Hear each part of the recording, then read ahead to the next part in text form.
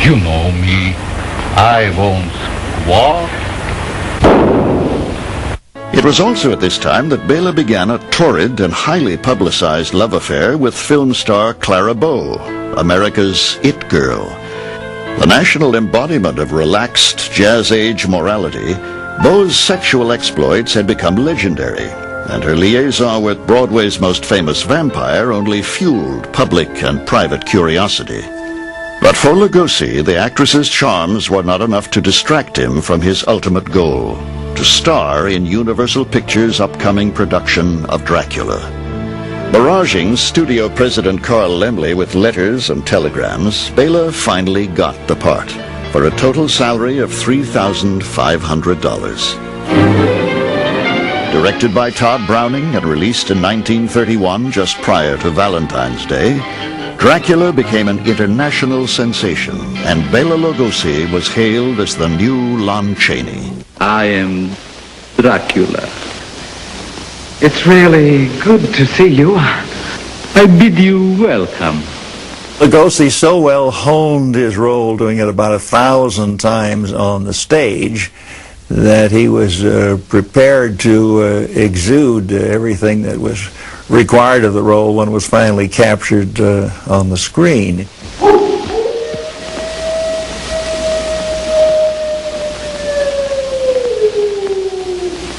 Listen to them, children of the night. What music they make.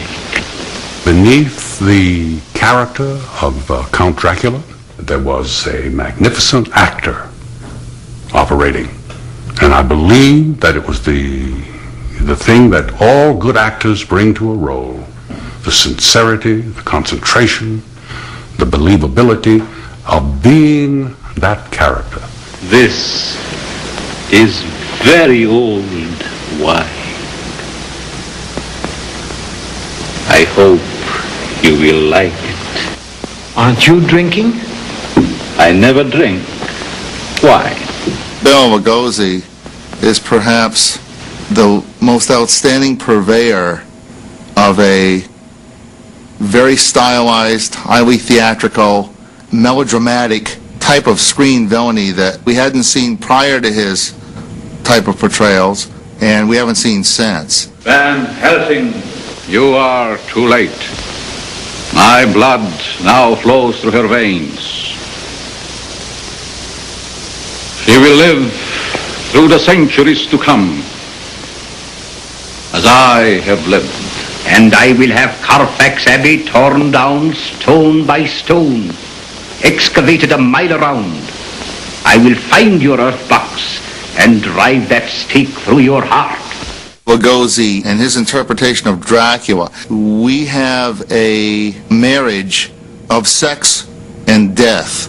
And I think that our ongoing fascination with both sex and death is very significant in his career and why he has become a cultural icon. Now successful and confident of his future, Bela Lugosi became an American citizen. He was also sought after by the Hollywood press, who delighted in portraying him as a dark and mysterious European. Well, would you like to play in any more mystery parts in the future? Yes, why not? I see it. They're very interesting. But I would rather have it combined with some romance. It has a much greater appeal to the audience, and even the box office of the producers would gain more.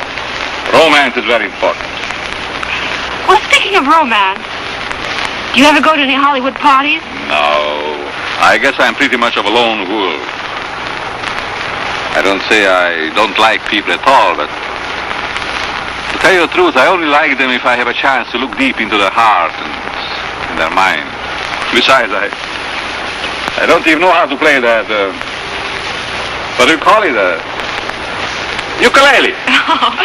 Realizing that horror movies were a potential bonanza, Universal Pictures rushed to feature their new star in a screen adaptation of Mary Shelley's classic, Frankenstein. Submitting to a makeup test, Bela disapproved of playing a mute role, especially one in which his handsome features would be buried under pounds of makeup. He asked for the script, and there weren't any lines. And I think it was just a matter of pride. He considered himself an actor, and that having a role such as that where you just make grunts and other sounds wasn't anything that he wanted to do. The part went instead to a relatively unknown 43-year-old actor named Boris Karloff. It's alive! It's alive! It's alive! It's alive! Released just 8 months after Dracula, Frankenstein proved to be an even bigger hit. Universal now had 2 successors to Lon Chaney and lost no time in creating a slate of ever more macabre fright films. Dr. Miracle in the Rue Morgue is guilty of 4 murders so far this week, and by now perhaps a 5th. Directed by Robert Florey, Murders in the Rue Morgue offered Bela an opportunity to prove his range and versatility. But the film fared poorly with critics and audiences, and Universal declined to extend his contract. Boris Karloff, it seemed, was the studio's new horror superstar. Lugosi made a mistake by not taking the monster. Had he played the monster, I think that he would have softened that image of the vampire. I think he would have gone on to be recognized by the audiences as a rather versatile actor who could do different things. At last, I'm king of all. Afraid of repeating what he considered the mistake of his life by turning down Frankenstein, Lugosi accepted virtually every job he was offered. The future, monsieur. In 1932, he appeared in what is widely considered one of his best roles as the Voodoo Master in the independently produced horror classic White Zombie. You must put the light back into her eyes and bring laughter to her lips. You paint a charming picture, monsieur. One that I should like to see myself. Although he excelled at playing powerful and commanding screen figures, the proud and at times temperamental Lugosi found himself typecast and powerless to secure a long-term studio contract.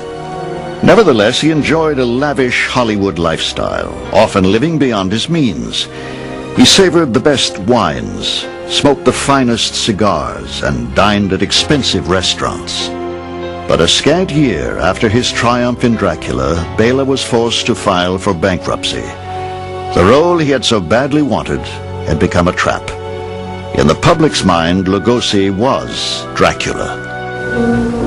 Go, never dreaming I care, loving somebody somewhere, leaving me my silent love. Betty. Betty. You have booked your last book. In February 1933, Bela Lugosi married his 4th wife, Lillian Arch, the 20-year-old daughter of a prominent Hungarian-American family. When my father married my mother, there was about a 30-year age difference between them. In fact, my father and my mother's father were about the same age. She was a beautiful young woman when they were married and took care of him in every way. His personal life stabilized, Lugosi's career also began to improve. In 1934, Universal Pictures explored the box office potential of teaming the stars of Frankenstein and Dracula in a series of fright films. The result was 3 of the most stylish and disturbing motion pictures ever made. I leave my secret with you. More power than man has ever possessed. His face and hands will appear like phosphorus. If he touches anyone, they die. Of course, many fans assumed the mutual animosity the actors displayed on screen reflected their off-screen sentiments as well, an assumption that was not discouraged by studio publicity. My father spoke of Boris Karloff from time to time, but I never heard him say anything bad about Boris Karloff. In 1935, Todd Browning, the director of Universal's Dracula, cast Lugosi in an almost identical role in MGM's Mark of the Vampire. Watch out! They may be hovering over you, or you, or you. In an effort to avoid typecasting, he took smaller parts in occasional non-horror films, films that showcased his versatility as a character actor. As challenging as this period was for Bela professionally, it was also rewarding for him personally. On January 5th, 1938, the 56-year-old actor and his wife Lillian enjoyed the arrival of their only child, Bela Lugosi Jr. Benson, turn on the generator. That same year, Universal Pictures began production on a third installment in their immensely profitable Frankenstein series, Son of Frankenstein. Second billed to the popular Basil Rathbone, Boris Karloff reprised his most famous role as the immortal monster. But the film's most outstanding moments were provided by Bela Lugosi's brilliant interpretation of the demented, broken-necked Igor. You see that? They hanged me once, Frankenstein. They broke my neck. They said I was dead. I can't mend a broken neck. Nobody can mend Igor's neck. It's all right. Son of Frankenstein was one of Universal Pictures' biggest hits of the year, and Bela Lugosi's performance helped to re-establish him as an actor of great ability. When America entered the Second World War, Lugosi spent considerable time assisting the war effort, often making personal appearances at military bases and factories, and in tongue-in-cheek newsreels, he urged the public to donate blood. Here, for instance, is Bela Lugosi, the screen's #1 vampire who's decided to pay back some of that blood that he's borrowed.